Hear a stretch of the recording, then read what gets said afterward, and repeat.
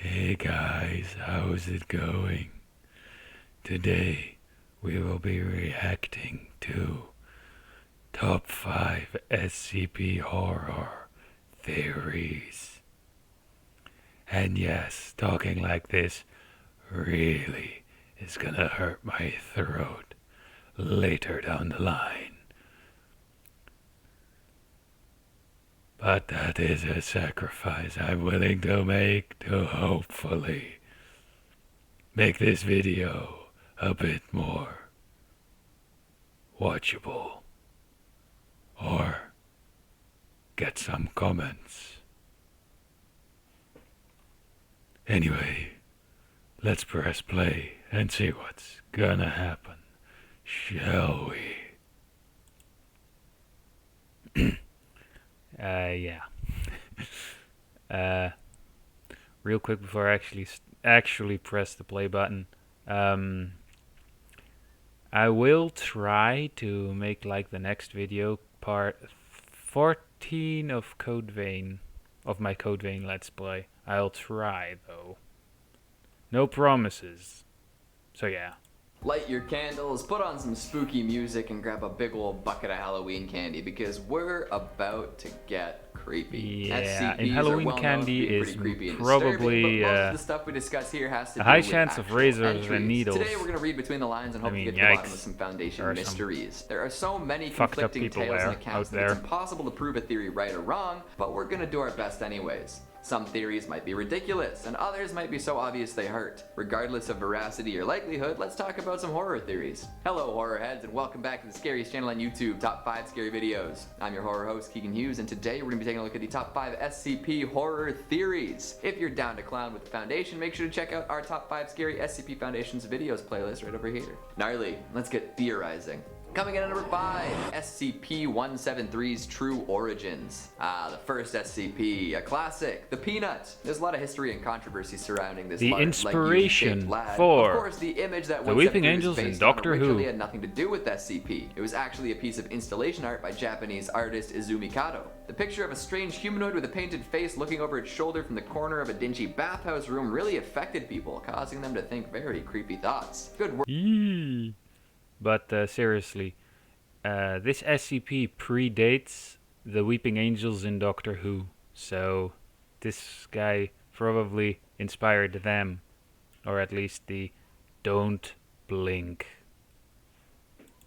In Doctor Who, Eventually, the SCP Wiki got permission to use the image on their site as long as nobody used the image for commercial purposes or contacted the artist, etc. All in all, a good deal, especially if the Foundation gets to use a photograph of a piece of art so formative to the SCP community. However, this raises some new questions and queries. Why does it act that way if it was originally just a piece of art? Why didn't the Foundation just find a different image to use? Why does 173 keep changing all the SCP games? Well, I don't know if I can answer all of these questions, but I can present this theory. SCP-173 was actually created by members of Are We Cool Yet, the anomalous art collective pervasive throughout the wiki. Are We Cool Yet is a group of artists, or I suppose at this point a wide variety of vaguely connected artists, that make anomalous art and put it out into the world. Often it can be harmless and just who people are a little bit, leading to the Foundation having to dumbasses. contain it to prevent widespread awareness of the anomalies. Other times, these works of art can be dangerously destructive and hard to handle. 173 is just such an installation. We know that it only moves when you don't look at it, and if it gets close enough to you, it'll snap your neck. Consider this. What if somebody at AWCY made a piece that didn't let you look away? It's art that you can't afford to let out of your sight. Wouldn't that make so much sense? Those meta lunatics. Coming in at number 4, Dr. Wondertainment is more than they seem. There are plenty of recurring characters across the SCP world. Doctors, researchers, religious leaders, and more. But one who seems to show up in more varied places than anyone else is the fabled Dr. Wondertainment. I like his dragon Little snails. Mister's line of anomalies, developer of anomalous snacks of all shapes, sizes, and flavors, possible O5 council member. And the dragon Is Dr. snails. Wondertainment a singular entity, or is it a group of wonderful and whimsical researchers, developers, and creators? Either way, there's a sinister underside to this Willy Wonka-esque organization Foundation. While most of the anomalies created by the Wondertainment Enterprise are kinda goofy, if not hard to contain, there are many that slip through the cracks and cause real damage. Sure, a lot of the Wondertainment line is developed with the express purpose of entertaining children. A lot of these toys and gadgets do end up being much more dangerous than other, more explicitly scary SCPs. I suppose that's the risk you run when using something created by a reality bender, or a group of reality benders. That's up to interpretation. Are all SCPs reliant on Dr. Wondertainment's reality bending? Did group have something to do with the classic factory? All questions without solid answers. Wondertainment is a fascinating figure in the SCP universe and may be so much more than people assume. Is there malice behind that goofy exterior? Yes. Coming in at number 3, SCP-096 has been terminated. Now wouldn't that be a relief? Although it took quite a while to make it happen. Hold on, I'm getting ahead of myself here. SCP-096 is an uber popular scary SCP. This pale, emaciated, like humanoid has a face that only a mother could love. Unfortunately, anyone who witnesses its visage will immediately be hunted down and killed by the creature. This goes for seeing it in person, in a photograph, or on video. Artists' renditions don't seem to have this effect though, thank goodness. For years, this SCP would escape containment, rip apart a few people, find a few others that saw its face on the way, and then return to its natural environment. 096's anomalous properties made it especially dangerous. It could run at insane speeds, take untold amounts of damage, and kill people with the utmost ease. Added the fact that anyone who sees its face becomes a new target, and you have a big problem on your hands. What if it made it to a city center? What if somebody took a picture and uploaded it online? This could cause a gigantic... Honestly, if you've watched the one SCP related video called Why, the SCP Foundation actually lets this guy loose by sending his picture all over the internet, all over TV, so that as many as possible people actually see its face. And it's at the end, it's still like running around the entire planet and killing everybody. Gigantic chain reaction leading to the deaths of many, many people. In the wiki entry, there is an audio log of an interview between a doctor and the captain of a team tasked with retrieving 096 after the containment breach. After hearing about all the damage 096 caused and all the lives it had ended, the doctor ends the interview with a formal request to the higher-ups of the Foundation. Terminate this thing as soon as possible. This goes against the SCP Foundation's principles. You're not securing, containing, and protecting something by killing it. But this doctor seemed to be very invested in the destruction of this demon. It isn't confirmed what happens next, as is the case in some situations where the SCP has been rendered dead or destroyed.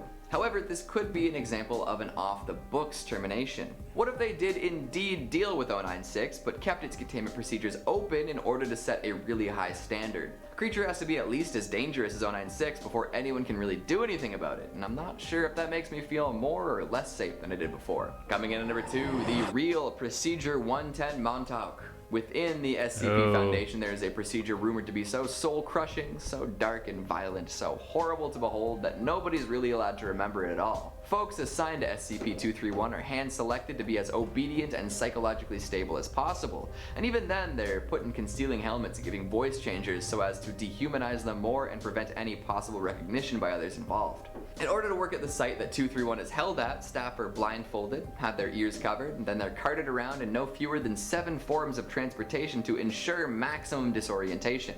After all is said and done, they're given amnestics anyways and some time off of work to recoup. No records of who has served on this project are kept, so what the hell is going on with this procedure then? Why is it so serious? What could possibly be so awful that all these additional requirements are put in place? Well, SCP-231 is a young female who was retrieved from a Scarlet King cult. It appears that she may be pregnant with the Scarlet King version of the Antichrist. By performing this brutal ritual known as Procedure 110 Montauk every day, the Foundation manages to keep the Scarlet King at bay. The terrible torture, the pain, the suffering, these all prevent the Scarlet King from entering our world, which is good because as soon as he enters, it's all over. But what if I told you it's all smoke and mirrors? What if the procedure wasn't the torture itself, but the appearance of torture? What if they put up all these barriers so nobody from the outside world would ever find out what's actually going on, and in reality they were just housing the girl and keeping her safe? Well, that isn't what the Foundation wants getting out, but it is a possibility. Instead of brutal redacted, maybe they're just giving her a snack and putting her to bed. If it's enough to keep the Scarlet King at bay, it's good enough for me. And finally at number 1, all 001 proposals are real. Oh Boy, that's a doozy, isn't it? There are plenty of 001 proposals that scare the ever-living crap out of all sorts of people. There's the Gate Guardian, When Day Breaks, the Factory. There are lots of high-powered SCP proposals out there. Some of them are real. Yeah, some When of them Day aren't, Breaks and is some of them horrifying. exist just to throw people off the trail to finding the actual SCP-001. Some folks think that there is one true 001, and others think that there are a few. But what if they were all real? All of them. Just take a deep breath and consider that for a moment. Imagine the chaos, the utter lunacy that would unfold. Well, it's possible, isn't it? What's the scariest 001 proposal? I suppose it doesn't really matter if they're all real. Thankfully, these are When just Day theories, Breaks, in my conjecture, opinion. baseless as all hell, but they make you think, don't they? So, Or what do you the think of the video? flesh Were you that aware of hates. these theories? Which ones sound the most legit? And do you think any are total bunk? Make sure you let me know down in the comments. Speaking of comments, let's take a look at some of Anyway, honestly, this video was kind of boring. Not gonna lie.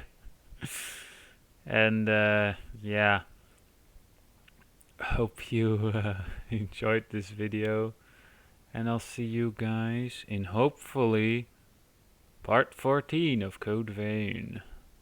Cause yes, I've recently started grinding, cause I finally got the time. Anyway, again, see you in the next video of whatever I'll be making. So yeah, bye.